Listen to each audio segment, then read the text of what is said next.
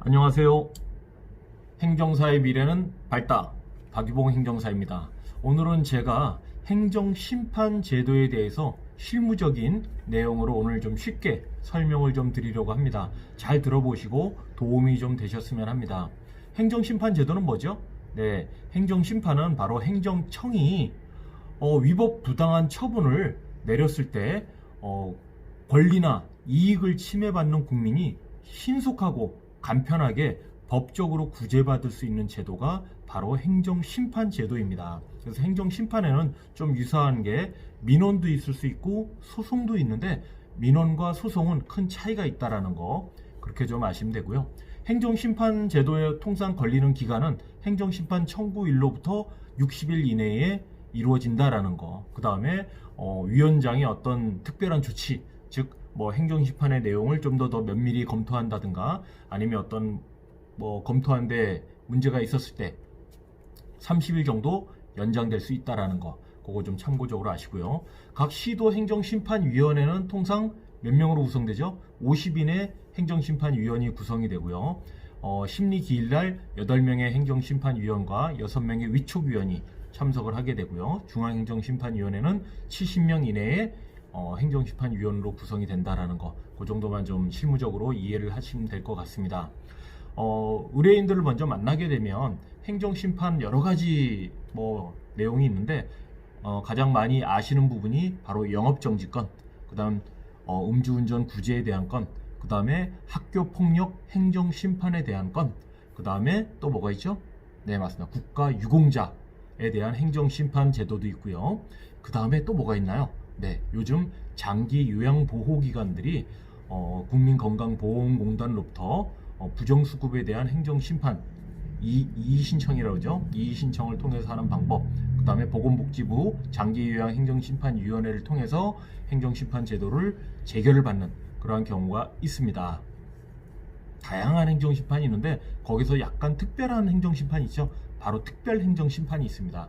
여기에는 노무라든가 아니면은 제가 이렇게 들어가 보니까 산업재해라든가 건강보험이라든가 말씀드린 대로 선거관리위원회라든가 아니면은 공무원의 어떤 소청심사라든가 해양안전이라든가 특허에 관련된 이런 좀 특별행정심판이 있다라는 것만 그렇게 좀 이해하시면 좋을 것 같고요. 행정심판에서 가장 중요한 게 뭐죠?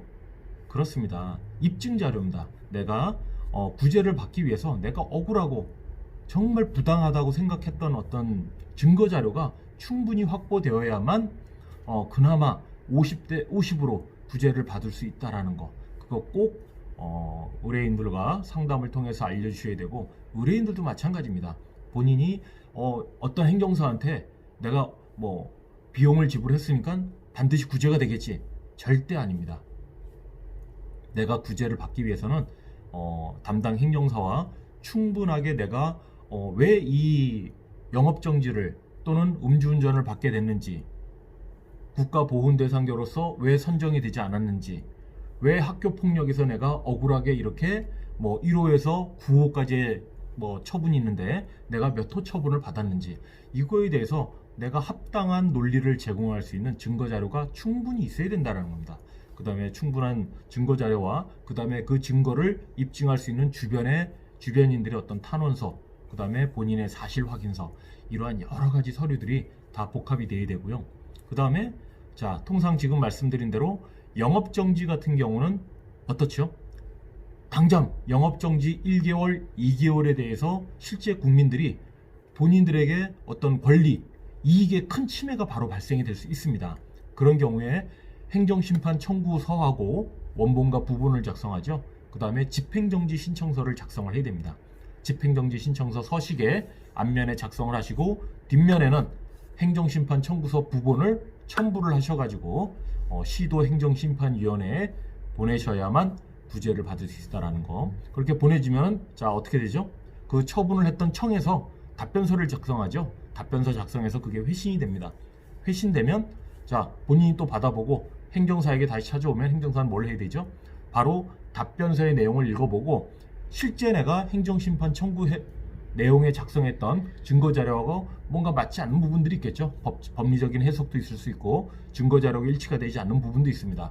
그런 부분에 대해서 보충 서면을 작성을 하셔가지고 지체하지 말고 신속하게 행정심판위원회로 다시 보내셔야 되고요. 보내실 때 자, 시도 행정심판위원회는 하나 더 제출할 수 있습니다. 바로 뭐죠? 행정심판에 내가 참관을 해서 내가 억울한 부분을 구두로서 설명을 하겠다. 구술심리 신청입니다.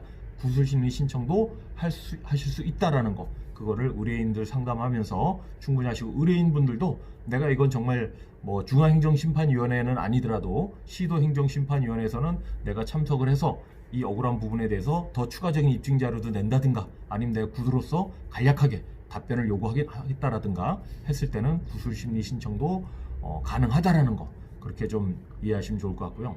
행정심판을 통해서 사실 많은 국민들이 구제를 받으시면 좋은데, 사실 제가 이렇게 진행을 하다 보면 정말 어렵습니다.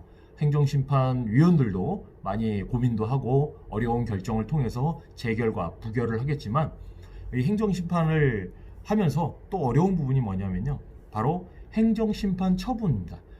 확정 처분을 받은 날로부터 90일 이내에 행정심판을 하도록 되어 있죠. 그 다음에 또 언제까지 제출할 수 있죠? 180일 이내입니다. 처분이 있었던 날로부터 180일 이내에 행정심판을 청구할 수 있다는 거.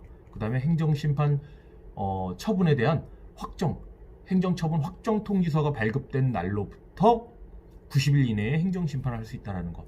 요거 꼭 이해를 하시고 명심하시기 바랍니다.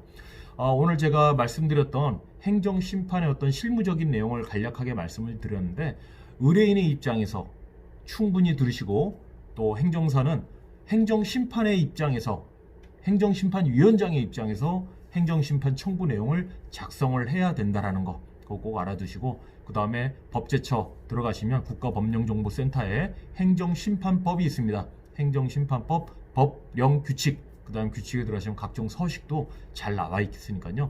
그 서식도 한번 다 다운 한번 받아보시고요. 직접 한번 작성해 보시면 실무적으로 큰 도움이 될 것 같습니다. 오늘은 제가 행정심판 제도에 대해서 실무적인 내용을 말씀을 드렸는데 좀 도움이 되셨으면 좋겠습니다. 좋은 하루 보내시고요. 우수가 이제 지났습니다. 이제 경칩이 다가올 텐데요. 이제 따뜻한 봄날을 맞이하는 그런 한 해가 됐으면 좋겠습니다. 감사합니다.